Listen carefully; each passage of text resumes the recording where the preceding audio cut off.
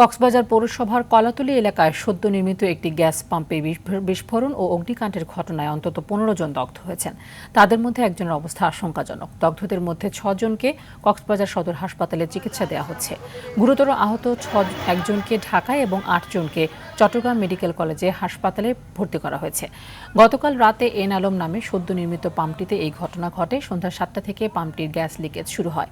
প্রায় ৩ ঘণ্টা ধরে গ্যাস বাতাসে মিশে আশপাশের এলাকায় ছড়িয়ে পড়ে। এতে প্রায় ১ কিলোমিটার এলাকা গ্যাসে আচ্ছন্ন হয়ে পড়ে এবং জনমনে আতঙ্ক ছড়িয়ে পড়ে।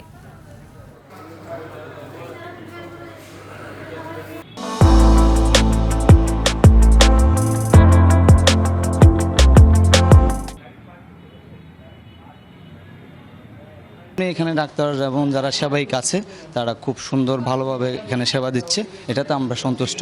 কিন্তু এখনও এই যে মালিক পক্ষ এখানে এসে আমাদেরকে অন্তত পক্ষে যে একটু দেখে যাবে কে কি হয়েছে ক্ষতিগ্রস্ত, এই জিনিসটা এখন আমরা পাইনি। 20% ইনজুরি আছে।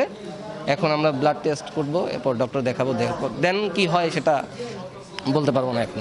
লাস্ট আমরা চলে আসতেছি বাসার মধ্যে, সাইডে আবার বিস্ফোরণ হয়েছে, মোটা অঙ্কের বিস্ফোরণ হয়েছিল।